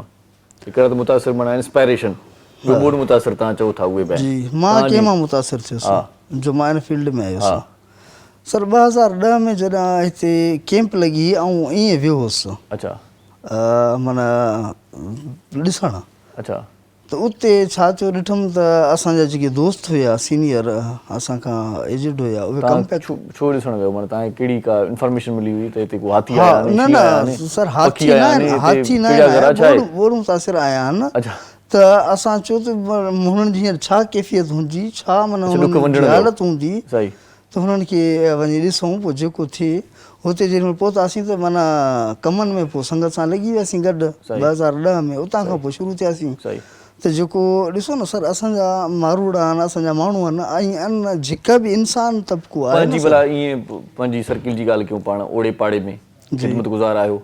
हा माण्हू बिल्कुलु। चवनि था त यार ही नेक माण्हू आहे, असांजे कमु ईंदो आहे, जी सर। चङो माण्हू पाड़े में वेठो आहे। जी जी, घर में कमु कंदा आहियो, को सब्जी वब्जी अटो बटो वठी अचणु, या सिर्फ़ु फिलहाई कम जो? घर वारा चवनि बसि समाजी कम केॾा भला थो करे, घर जा कम करे त कहिड़ो भलो सर थो? घर जी मूंखे बबू ईअं टोकींदो आहे, मूंखे चवंदा त टीवी ते केॾो सुठो ॻाल्हाईंदो आहे, घर सर में सुठो ॻाल्हाए। मूंखे बि हींअर घर वञी इहे ई चवंदा त माना सोशल कम ॾाढा भला थो करी, पर घर जे लाइ बि थोरो घर जो विसार को सौदो सामान वठिणो हुजे त पोइ तव्हां चढ़ी वेंदो आहे? बिल्कुलु, हा, पोइ छॾी वेंदो आहे न कमु। अच्छा, वाड़े वाह। त जेको सो हिकिड़ी कॉल था वठूं। अस्सलाम वालेकुम। जी वालेकुम सलाम, केरु पिया ॻाल्हायो? जी मां कुलसुम ॻाल्हायां पई कोयटा मां। जी कुलसुम कोयटा मां ॻाल्हायो पिया। जी बाबा, छा चवणु चाहींदो? अदब छा था तव्हांजी, ख़ुशि आहियो? बिल्कुलु ठीकु ठाक अदी, मां बिल्कुलु ज़बरदस्त आहियां। तबियत ठीकु आहे? जी जी, मौला जो करम आहे। टीवी ते तव्हांखे नज़र ईंदो हूंदुसि, ठीकु लॻी रहियो हुयुसि। जी मां ठीकु लॻी रहियो हूंदुसि, तव्हांखे टीवी ते नज़र अचां थो शायदि। टीवी ॾिसो पिया? न न, राति सां वटि बिजली न आहे। अच्छा, बिजली न आहे, पोइ बि तव्हां कॉल कई आहे? जी माना अणॾिठी कॉल कई अथव, माना प्रोग्राम नथा ॾिसो, तव्हां ईअं कॉल कई आहे असांजे प्रोग्राम में? अदा मां पहले दफ़ा तव्हांखे कॉल कई आहे। पहिरियों दफ़ो ईअं भुल में कॉल ईंदी आहे, वाक़ई सही था चओ। भेणनि जे कोई गानो तव्हां हवाले कयो? जी जी, कहिड़ो गानो हुनजे हवाले कयूं? कहिड़ो बि तव्हां पंहिंजी पसंदि जो हलायो, मुंहिंजी भेण मूंखां परे। अच्छा, भेण परे आहे, ठीकु आहे, थोरी देरि में ॿुधायूं था तव्हांखे कलाम। उस्ताद बादल लाइ गुज़ारिश कंदासीं त कोई अहिड़ो कलाम असांखे ज़रूरु ॿुधाए, वॾी महिरबानी तव्हांजी। हा साईं, पाण कचहरी पिया कईसीं। पंहिंजे घर जो कमकार सफ़ा न कयो माना? न, थोरो घणो ईअं मतिलबु कंदा आहियूं, ईअं न आहे की घर खे जवाबु ॾिनो आहे, बिल्कुलु कंदा आहियूं घर जो बि। पर सर घर में हूंदा न आहियूं, कॾहिं राति जो देरि सां ईंदा आहियूं, हा ज़्यादातर ॿाहिरि हूंदा आहियूं। राति जो देरि सां छो ईंदा? ॾींहं जो को माना पुलिस जो ख़तरो आहे छा आहे?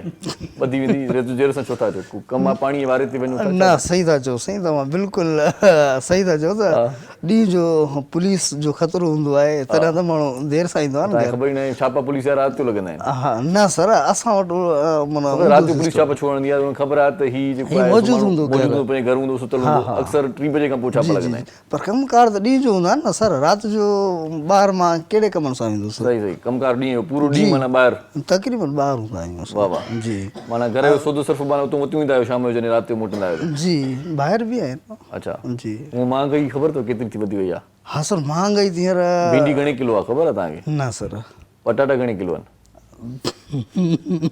साईं, तव्हां सोशल वर्कर आहियो, तव्हांखे इन बारे में त ॼाण हुजणु खपे न। माना कीअं तव्हां माना ईअं अवाम ताईं इहे शयूं डिलीवर कयो था? तव्हांखे मूंखे अटे जी ख़बर आहे। अटो घणे किलो आहे साईं तव्हां? 110 रुपए हींअर हले पियो। 110 रुपया? यार इहो किथे आहे? इहो असां वठूं हिते त 165 थो हले, 150 थो हले। न न, हू जेको वाइट आहे न, 110 रुपए जो आहे, जेको बैग ईंदो आहे 10। अच्छा, चक्की जो घणे आहे? ऐं जेको चक्की आहे उहो 150 रुपए सर, 1500 रुपए जो जेको आहे 10 किलो आहे। होटल जी मानी घणे आहे तव्हांजे ताईं? सर 20 रुपया आहे। 20 रुपया आहे? जी। अञा माना कमु सही थो हले न? हा, न 20 रुपया। माशाल्लाह। आख़िरी भेरो होटल जी कहिड़ी भाॼी खाधी तव्हां? मां सर होटल जी भाॼी न खाधी आहे। ईअं ख़ाली मानी खाधी आहे? न, मानी खाधी आहे न, भाॼी मानी वरिती ज़रूरु आहे। हा, मानी वरिती ज़रूरु आहे, होटल ते मानी खाधी न आहे। आख़िर मानी छो अथव भला? घर में मानी नथी मिले? पची न मिली न गैस बि त न आहे न सर अच्छा तव्हां सिर्फ़ु पोइ बोर्ड कीअं पचियो साईं मां भई तफ़री प्रोग्राम आहे थोरी तफ़री कयूं न बोर्ड कीअं पको पोइ मानी वठी वियो बोर्ड किथां आयो बोर्ड सोलो आहे सर उहो काठियुनि जी बाहि ते बि ठाहे था वञनि अच्छा हा बाक़ी मानी वेही पचाइण यको मतिलबु कॾहिं कॾहिं ईअं थींदो आहे पाड़े मां बोर्ड अची वियो बोर्ड अची वियो न मानी न वठी पाड़े मां कोन आयो सर अॼुकल्ह कुर्ब न आहे उहो पाड़े न न हा पाड़े में उहो कुर्ब माना पाड़े मां बोर्ड न आयो सर साईं पाड़े उहो मां कुर्ब तॾहिं थींदो आहे जॾहिं तव्हां वरी ॾियो न सर हींअर माना हू पंहिंजी घर जो कंदो या पाड़े जी कंदो सही ठीकु आहे हींअर अहिड़ी माना कैफ़ियत आहे माण्हुनि में सही पर छा आहे ॾिसो न असांखे ज़रूरु अहसासु हुजे पाड़े वारे जो कहिड़ो बोर्ड घर में चढ़ंदो आहे जंहिं ते तव्हांखे दिलि चवंदी आहे त हाणे माना ॿाहिरों का शइ घुरायां हा हूअं त रिज़्क़ आहे सभु खाइणो खपे पर हा इहो इम्पोर्टेंट सुवालु आहे इम्पोर्टेंट सुवालु आहे हा यार मां हिकु जेकी सुवाल कया वाङण हुया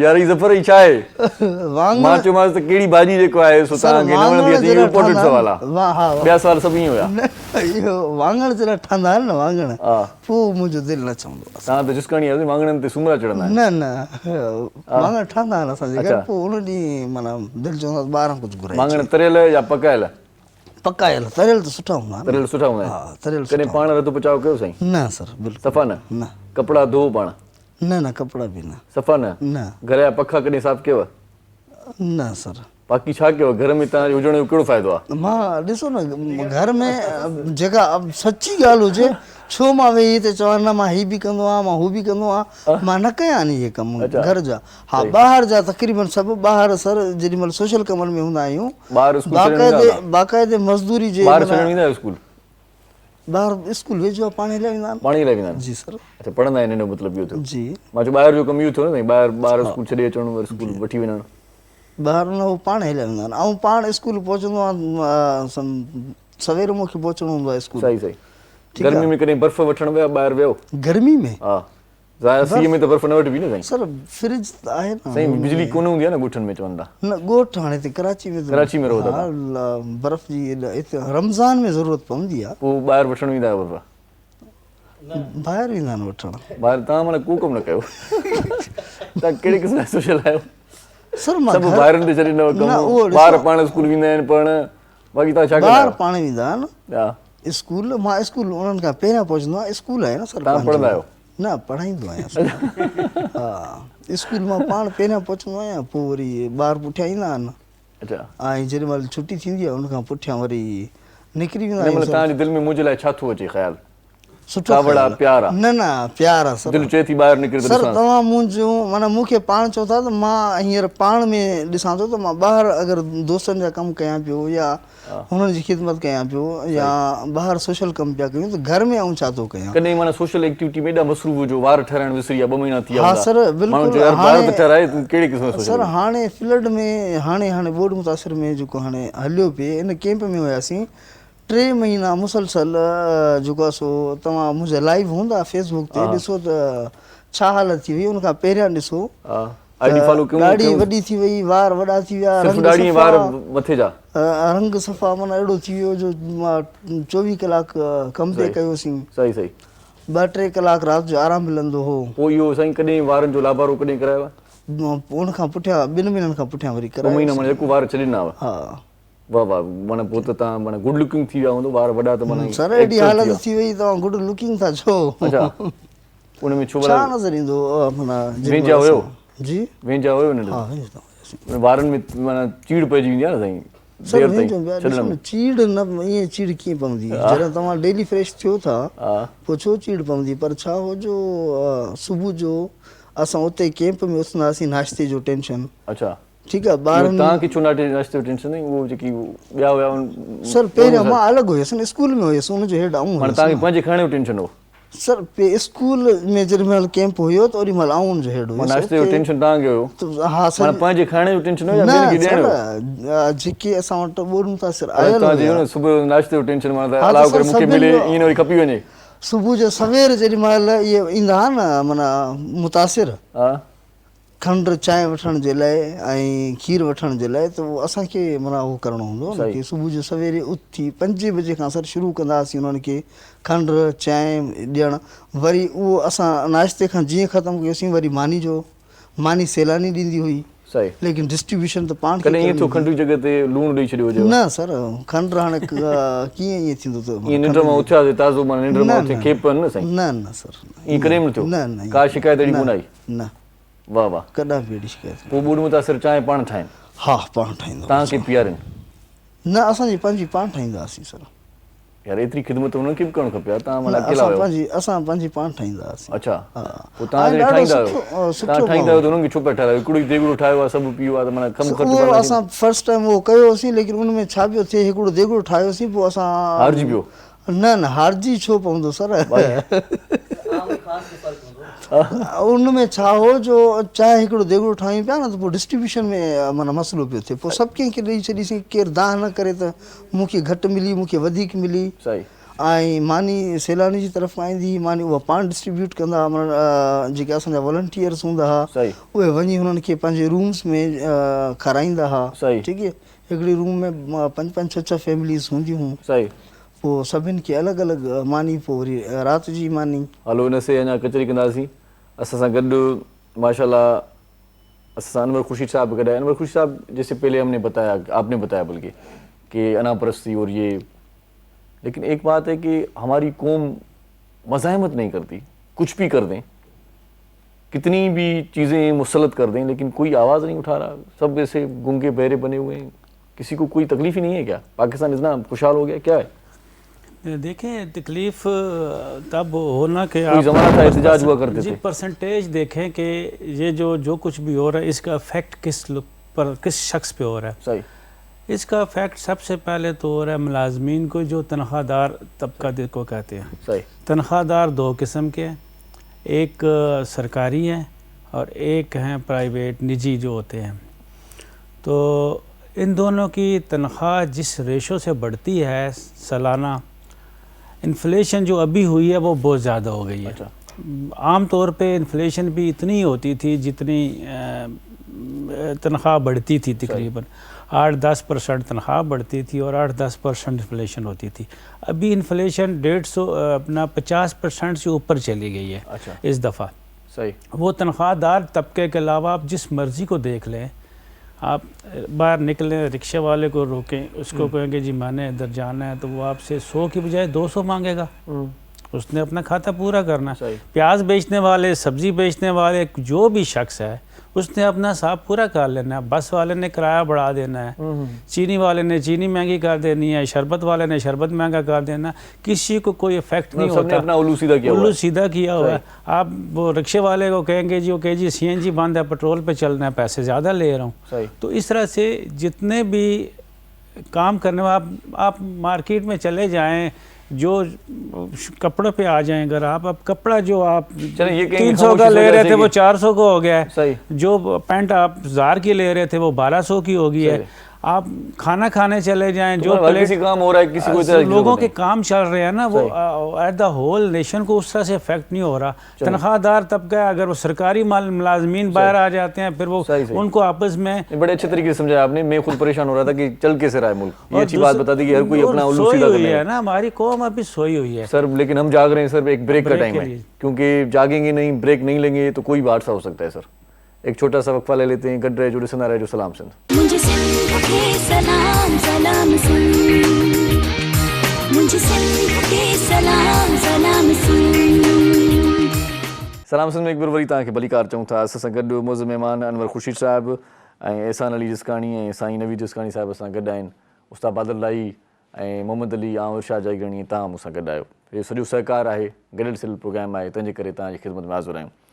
सो अनवर भाई आजकल आप क्या काम कर रहे हैं क्या मसरूफियात हैं आपकी क्योंकि रिटायर भी आपने काट दिया अपने नाम से पहले बताते थे कि रिटायर्ड जनरल हो रहा आज में आपने कहा कि रिटायर नहीं कहीं भाई बहाली हो गई क्या ज्वाइन किया दोबारा नहीं असल में बात यह है कि ये आप थोड़ी देर पहले जो बात कर रहे थे ना समाजी काम की सही भाई साहब काम कर रहे थे सोशल एक्टिविटिस्ट हैं ये तो मैं भी कोई काम ऐसे कर रहा हूँ सही वो बताने की जैसे नहीं है नहीं बताने के मैं 2 स्कूल चला रहा हूँ वहाँ पे मेरे पास तकरीबन 550 से 600 बच्चे पढ़ रहे हैं एक स्कूल आपके इसी इलाके में है, यहाँ पे इस्लाम एरिया में है, एक सौदाबाद में है। बालिगान की तालीम के लिए है कोई? नहीं, एक से लेके 8वीं तक। 2-4 बंदे हैं, उनको पढ़ाना है थोड़ा। नहीं, उनको तो मैं डायरेक्ट क्लास ले सकता हूँ, हमें दुश्मन के बच्चों को पढ़ाना है। बालगान जो है उनको मैं डायरेक्ट पढ़ा सकता हूँ। दुश्मन के बच्चों को पढ़ाने के जो उसका मेन उसके पीछे तना बात सीरियस हो जाएगी तो हम उस तरफ नहीं जाते, उसको छोड़ देते हैं, अपने बच्चों की बात करते हैं। तो उसमें यह है कि हम तालीम दे रहे हैं और ये बच्चे हमारे पास जो है ना ये फ्री में पढ़ रहे हैं। तकरीबन 600 बच्चे हैं और उनको किताबें भी मिलती हैं और इसका सारा सहरा जाता है सिंध एजुकेशन फाउंडेशन को। अच्छा, उनकी तरफ से स्कूल चल रहे हैं दोनों, उनको आगे हम चला रहे हैं। तो समाजी काम के लिए जिसने इन्होंने अपनी डेली रूटीन की बात की, समाजी काम के लिए सबसे पहले वो शख्स आगे आए जो अपने घर की जिसको फ़िक्र ना हो, स्पेशली घर को चलाने की फ़िक्र ना हो। अच्छा, उसके अपने पास वेला हो। वेले से वेला नहीं, यानी कि घर के अकेला भी नहीं। अच्छा, घर में उसके खाने के दाने हों। सही। अगर जिस शख्स के पास घर में खाने के दाने नहीं है, अगर वो समाजी काम करता है तो इसका मतलब उसने बीच में टुचू मारना है। अच्छा, आपके पास अगर अमदाद आती है 100 रुपये तो आपने 50 रुपये खर्च करने हैं, 60 खतने हैं, 70 करने हैं, 80 करने हैं, 90 करने हैं, पर 100 नहीं करने खर्च। जी बिल्कुल। मैं बताता हूँ, समाजी काम करने के लिए बंदे को खुद वेल ऑफ होना चाहिए, ठीक है ना। तो किसी पोजीशन में पहले होना चाहिए। अगर उसकी पोजीशन नहीं है, वो समाजी काम ना करे, ये कह सकता है मैं समाजी काम करने वाले के पास मुलाजमत करता हूँ। सही बात है। और फिर तो ठीक है। वो सिर्फ ही समाजी काम कर रहा है तो ये अपने लिए कर रहा है, अब वो अपने लिए कमा रहा है। तो समाजी काम करने वाले लोगों ने ये एक वो मकसद बनाया हुआ कि जी मैं जब लोगों से पूछता हूँ, लोग भाई तुझे क्या बचता है। सही बात है। मुझे इस चीज़ पे तकलीफ होती है, मुझे बचना, घर वाले भी पूछते हैं तुझे क्या बचता है, तुम्हें क्या फ़ायदा। सही बात है। तुम्हें क्या फ़ायदा, तुम इतना उसमें जाते हो। मैं बचाने के चक्रों में नहीं हूँ। सही बात। मुझे बचाने की अल्हम्दुलिल्लाह ज़रूरत ही नहीं है कि मैं वहाँ से बचाने की सोचूं। मैं चाहता हूँ कि जितना आ रहा है उतना खर्चा हो, बल्कि उससे ज़्यादा खर्चा हो। माशाल्लाह। अच्छा अनवर भाई, आखिरी प्रोग्राम के लम्हात होते हैं तो मस्ती मजाक ज़्यादा चलते हैं हमारे प्रोग्राम में। रिटायर कब हुए आप? मैं 2001 या 2 में। क्या समझते हैं कि वाकई रिटायर हो चुके थे? नहीं, बस हो गए रिटायर। असल में रिटायर, देखें रिटायर का जो लफ्ज़ है ना, मैं अभी रिटायर नहीं हूँ। रिटायर उस दिन होऊंगा जब मैं खुदा न खास्ता चारपाई पर लग जाऊंगा। अच्छा। जो भी इंसान अब ज़िंदगी में जो काम करता है ना, वो रिटायर नहीं होता। सही। अभी आप देख लें कि 70-80 साल का बंदा भी अगर काम करता है, अब क्या हमारे जो इस वक्त के सीनियर पॉलिटिशियंस हैं, आसिफ अली जरदारी साहब, नवाज शरीफ साहब, शहबाज शरीफ साहब, इमरान खान साहब और कुछ नाम और हैं, वैसे कैम अली शाह साहब ख़ास तौर पर, वो क्या रिटायर्ड हैं? वो उनसे मेरी मुलाकात हुई कल परसों हुई थी। देखे ना, माशाल्लाह 92 साल के। बिल्कुल, वो A1 है। तो वो रिटायर मैं साथ में खड़ा हो गया, बड़े भाई लग रहे थे। बिल्कुल, वो ये रिटायरमेंट का कोई नहीं होती, बस जब तक आपकी नब्ज चल रही है ना तो आप चालू, आप काम कर रहे हैं। रिटायर बंदा वो हो जाता है कि जो चारपाई पे खुदा ना खास्ता लग जाता है, अगर दोबारा उसने उठना है ना, वो भी रिटायर नहीं है। वो दोबारा कर ना सके कोई काम, हाँ मतलब जॉब वगैरह ना कर सके तो वो रिटायर हो। वो जो कुछ ना कर सके। सही। जो कर सकता है, जो कुछ ना कर सके, जो कर सकता है तो वो जो कर सकता है वो रिटायर कभी भी नहीं होता। सही बात। और शेर भी कभी रिटायर होते हैं। सही बात है।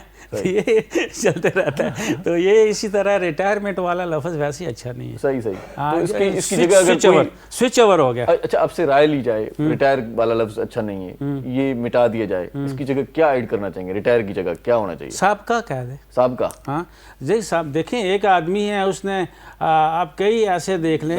अभी मैं आज ही एक पोस्टिंग आ रही थी पंजाब की कुछ पुलिस अफसरान की, वहाँ पे कैप्टन रिटायर्ड लिखा हुआ था। He is SSP।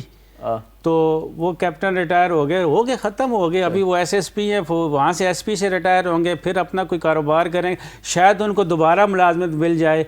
अब वो फिर शायद वो अपने हमारे एम्बेसडर बन जाएं बाहर मुल्क के लिए, फिर कौंसलेट बन जाएं, कोई भी उनको ओहदे मिल सकते हैं आगे, जब तक वो उनकी उम्र 65 साल हो जाए, उसके बाद वो फिर अपना कारोबार शुरू कर दें। सही।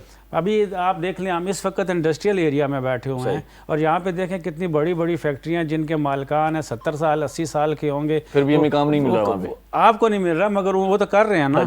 वो कर रहे हैं, वो जब वो काम कर रहे हैं अपनी फैक्ट्री का, घर बैठे भी हिसाब कर रहे हैं, तो दे आर नॉट रिटायर्ड। एक सवाल है जो सबके जहन में होता है कि रिटायर जो मुलाजमीन होते हैं वो फिर जॉब पे लग जाते हैं, जो बेरोजगार हैं नहीं उनके नहीं, देखें उनके हुकूक की बात हो नहीं, वो गलत बात है अगर कोई ऐसी बात करता है। देखें आप, उन्होंने अपनी उम्र लगा दी। देखें जब एक आदमी रिटायर हो जाता है तो क्या उसका पेट खत्म हो जाता है? उसका उसके जो जहाँ से रिटायर होता है तो वहाँ से भी उसकी पेंशन वगैरह देखें पेंशन जो आती है वो इतनी नहीं होती।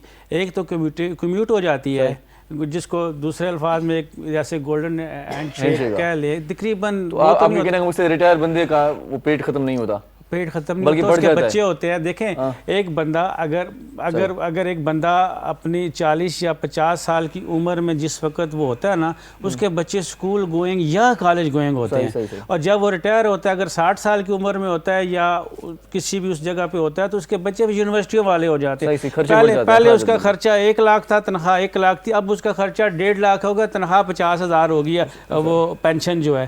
तो उसको वो दोबारा 1 लाख चाहिए जिसके लिए उसने मुलाजमत करनी है। और ऑलमोस्ट 90% से ज़्यादा ऐसे लोग होते हैं जिनको दोबारा, उनको ज़्यादा ज़रूरत होती है। जो नया लड़का आया है ना 20 साल का 25 साल का, उसकी फैमिली भी छोटी होती है, शादीशुदा नहीं होता या माँ बाप के लिए सपोर्ट करता है, छोटा ही होता है अभी। उसको हर चीज़ उसको छोटी चाहिए। और वो जो बंदा जिस रिटायर होता है उसको हर चीज़ बड़ी चाहिए, उस अमाउंट पैसे के हिसाब से भी बड़ी वाली थैली वो चाहिए उसको नोटों की। सही बात है। तो इस वजह से वो होता है। और उससे पहले कुछ फ़ौज की तरफ से भी इस तरह जब ये चीज़ देखी, एक वेलफेयर के अंदर ये बात आ रही थी कि आम तौर पर आप देखें फ़ौज में, आर्म फोर्सेस में और सिविल अदारों में रिटायरमेंट का थोड़ा फ़र्क है। सही। सिविल अदारे में हर बंदा 60 साल की उम्र में रिटायर होता है, सिवाय कोर्ट्स के। सही। जजेस जो हैं वो 65 साल की उम्र में रिटायर होते हैं, और ये जो बाकी है तब 60 साल के रिटायर होते हैं। 65 साल में जज रिटायर हो गए फिर वकालत शुरू करते हैं। हाँ जी। फौज में जो बंदा रिटायर होता है ना, वो जवान होता है। जब जवान होता है तो रिटायर हो जाता है, बच्चा होता है तो वो फौज में आता है। अच्छा जी। एक लड़का 18 साल का सिपाही, 17 साल का सिपाही भर्ती होता है, और अफसर जो भर्ती होता है वो होता है FA पास करके, इंटर पास करके। इंटर आप खुद अंदाज़ा लगा लें, 12, 13, 14 साल की, 13 साल की पढ़ाई और 5 साल का वो दाखिल होता है। 18-19 साल का 18-19 साल का एक ऑफिसर या 17 साल का एक जवान जब आता है तो बच्चा होता है वो, और वो अपनी सारी जवानी ये घुटने और ये पैर सारे लगा के फौज में, और ये दिमाग सारा लगा के, दिमाग खाली करके वो फिर रिटायर होता है, वो जवान होता है, फिर वो जॉब करने के काबिल होता है। आपकी शादी सर वो रिटायरमेंट के बाद हुई थी? नहीं, मेरी शादी बचपन में हो गई थी। अच्छा, तो मैंने कहा शायद जवानी में रिटायर हो गए थे, तो मैंने कहा फिर बाद में। मेरी शादी हुई थी जब मैं 25 साल का था। अच्छा। हाँ, इस बात को चलें जी, ये शादी का बहुत ही अच्छा मौजू निकला था। हाँ, लेकिन एक शादी का या 4 शादियों का? सर ये तो बहुत बड़ा प्रोग्राम हो जाएगा। वो तो 4 शादियों में कभी प्रोग्राम करें तो हम आपको बताएं ना फिर क्या होता है, किधर जाता है, क्यों होता है, होनी चाहिए नहीं होनी चाहिए। सब ख्वातीन भी मान जाएंगी 4 शादी। सर इंशाल्लाह आपको बुलाएंगे, आपने बता दिया कि और गुंजाइश नहीं है। चलें जी, ठीक है, बहुत शुक्रिया आप हमारे प्रोग्राम में तशरीफ़ लाए सर। ऐसा ही तव्हांजी वॾी महिरबानी एहसान साहब, तव्हां जेको असां ते एहसान कयो, ॾाढी सुठी कराइती गुफ़्तगू थी ऐं मज़े सां इहे सोशल कम घर जा बि कंदा कयो। बिजली जो बिल थियो, गैस जो बिल थियो, जमा करायो टाइम ते। न बिल्कुलु, हाणे साईं जन जीअं चयो न त बसि हाणे टाइम साईं सफ़ा पूरो थियो आहे, मूंखे बि ॻाल्हाइण था ॾियनि, चवनि था त हाणे वाई टपा, तव्हांजा बसि थोरा मञियासीं। अदब या त ॿुधी साईं, इहो साईं नवी साहब वाह जो साईं ॻायो था, तव्हांखे सम्झण वारा हिन दुनिया में घटि आहिनि, अलाह को उहे बि थी वेंदा। लख थोरा। उस्ताद बादल राई खे आख़िर में ॿुधंदासीं जी। उस्ताद मोहम्मद अली साईं, तव्हांजी वॾी महिरबानी आहे, वॾी महिरबानी तव्हांजी जेको असांजो प्रोग्राम ॾिठो पए। हयाती बख़ैर, सुभाणे वरी मिलंदासीं। जी लतीफ़ जी मिठी ॿोली इरशाद जागीरानी मोकिलाए थो। अल्लाह भाई। गुज़र तो जाएगी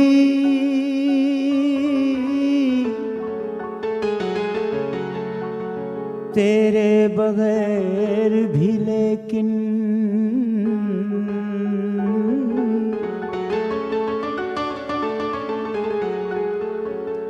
गुजर तो जाएगी तेरे बगैर भी, लेकिन बहुत उदास बहुत बेकरार गुजरेगी।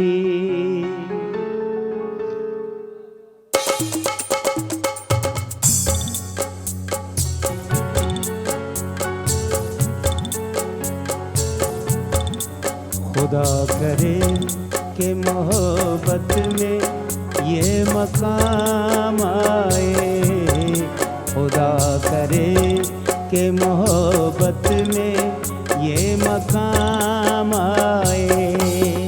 किसी का नाम लूं लब पे तुम्हारा नाम आए, खुदा करे कि मोहब्बत में ये मकाम आए, खुदा करे।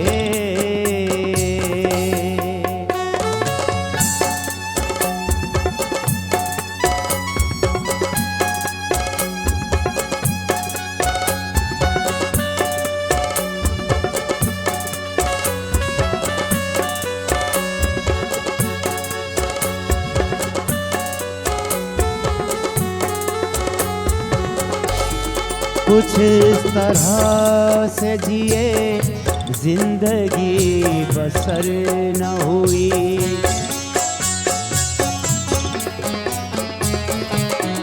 कुछ इस तरह से जिए जिंदगी बसर न हुई। तुम्हारे बाद किसी रात की सहर न हुई, सहर नजर से मिली जुल्फ लेके शाम आए, सहर नजर से मिली जुल्फ लेके शाम आए। किसी का नाम लूं लब पे तुम्हारा नाम आए, खुदा करे कि मोहब्बत में ये मकाम आए।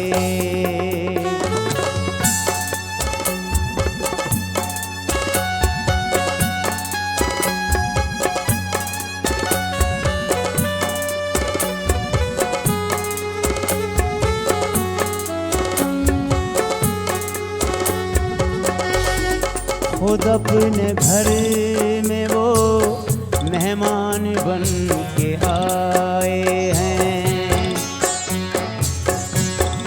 खुद अपने घर में वो मेहमान बन के आए हैं।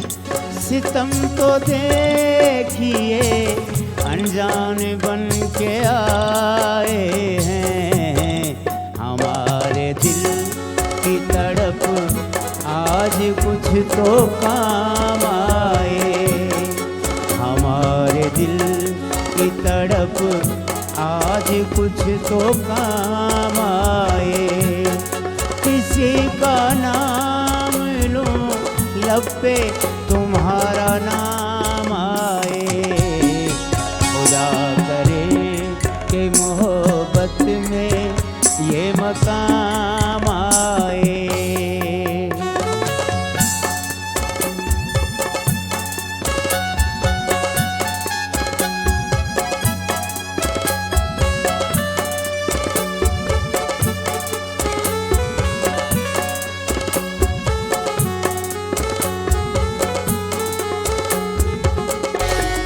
वही है साज वही गीत है वही मंदिर,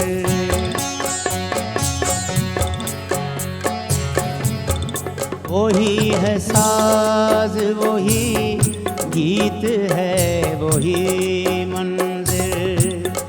हर एक चीज वही है नहीं हो तुम वो मगर, उसी तरह से निगाहें उठे सलाम आए, उसी तरह से निगाहें उठे सलाम आए। किसी का नाम लूं लब पे तुम्हारा नाम आए, खुदा करे कि मोहब्बत में ये मकाम आए, खुदा करे। मॉर्निंग शो सलाम सिंध जा तमाम एपिसोड्स ॾिसो हाणे HD क्वालिटीअ में।